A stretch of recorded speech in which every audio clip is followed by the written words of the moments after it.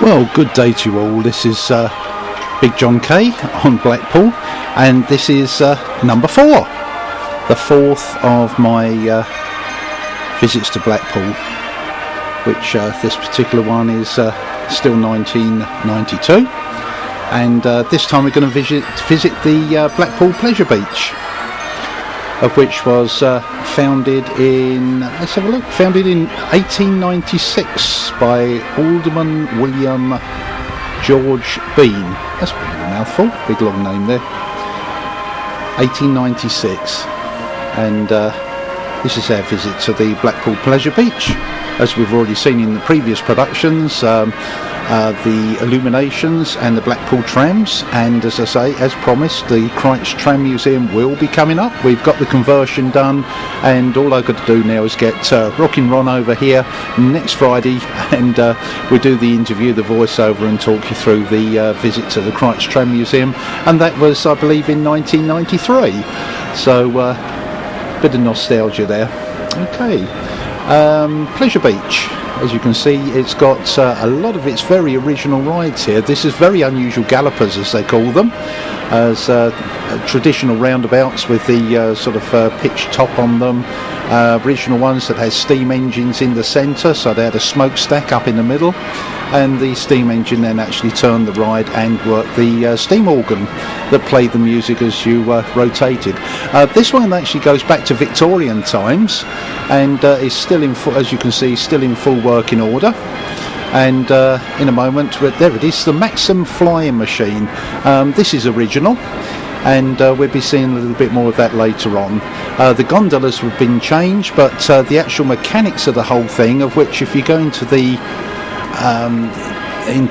shop down below underneath, you can actually see the works, all the moving components, the big flywheel, the electric motor, masses of belts that turn the whole thing, and this is all on view. This is the galleon, as opposed to some of them like the Mary Rose that used to be at that's another pleasure beach that unfortunately that we've lost. That was the Dreamland at Margate. They had the Mary Rose, and that one went right the way over. This one just swings very high in both directions. Shot that we saw just a little bit earlier on, which was the Fun House. Unfortunately, I had a massive fire. I think it was in '94, and that burnt it all down.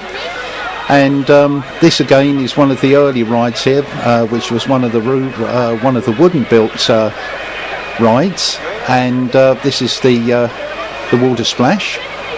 As you can see, the car is running around the top at the moment, and if you stand in just the right place, you get absolutely soaked. Even though they have got glass screens up, as you will see as it comes down the slope now and down into the water splash. Here it comes. There we go, and another one just coming around as well. Pleasure Beach is the home to 12 roller coasters, and if you actually look at its area, to squeeze 12 roller coasters in there is no mean feat whatsoever. And 5 of these are original wooden roller coasters. You've got the Grand National, the Big Dipper, Nickelodeon Streak, the Wild Mouse, and the Blue Flyer. These are all some of the very early roller coasters that were fitted. Then you've got the Revolution, you've got the Pepsi Big Max. That was quite a ride when it opened in 1994, and it was one of the tallest, the fastest, and one of the steepest roller coasters ever built at that time. It was substantially one of the longest, measuring 5,494 feet. And it had a drop from the initial drop from the start down to the first section of 205 feet.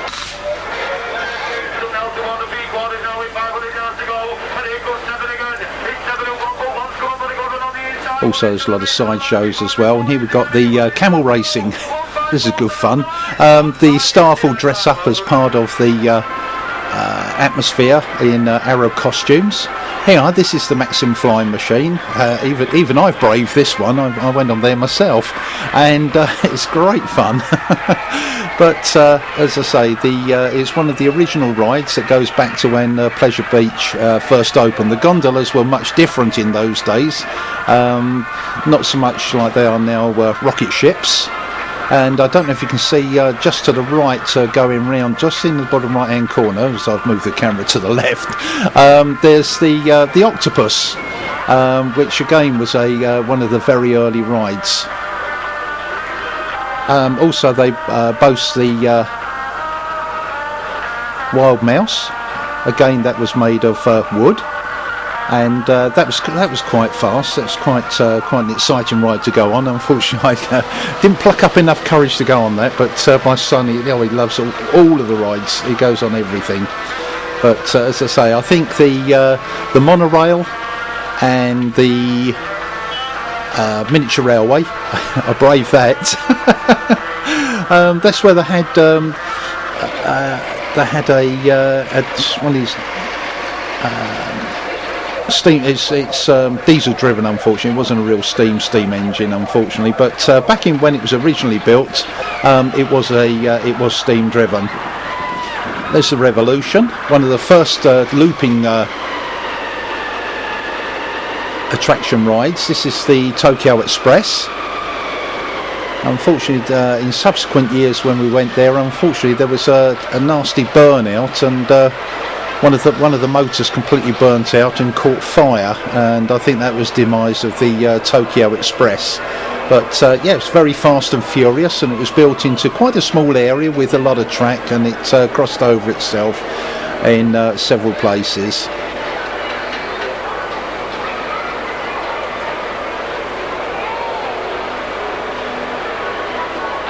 Just about ready to go.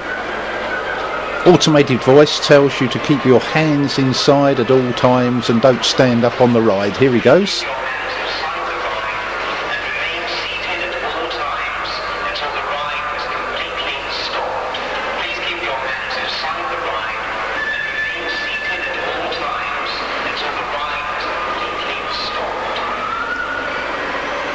And away she goes.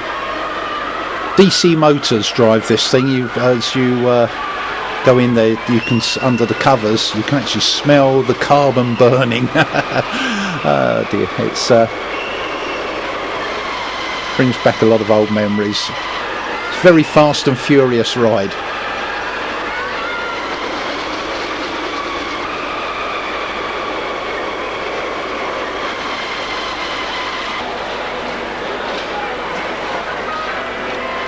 Looking across the Pleasure Beach. Oh, that's the Avalanche ride that you can see there. It's like a half moon shaped track, and the cars run actually in there from the top down to the bottom, as if you're in a bobsleigh. Radio controlled boats. Put your 20 pence in the slot, and you could be the captain of your own ship. Oh, just over the back there, that's the monorail. Now, I don't mind going on that. That's not too scary. But this is the Grand National, and this, the Revolution. The Revolution was one of the first metal, fully inverted rides in the country. And we've got the rally cars, little Honda engines in the back of those. Centrifugal clutch. Just put your foot down, only one pedal to operate it. I think the stopping was done by just ramming the car in front, but I don't think there was a lot of braking power went on there. Occasionally you used to get a hold up when an engine stalled or something like that, and or it ran out of petrol. Just lifted up the boot. Engines are in the back of these things, and pull the ripcord and refire the engine up. Yeah, fair ride for your money. It sort of weaves its way around in part of the park. It's all rail guided. You have got a steering wheel, but basically you go where the rail underneath tells you where to go. That's the Avalanche. As I say, it's just like riding a bobsleigh.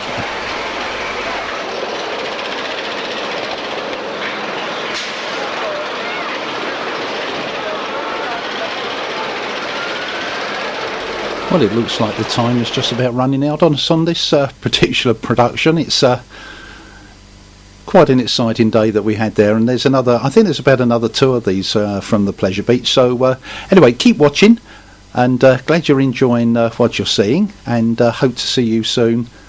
All the best from Big John K. Catch you next time.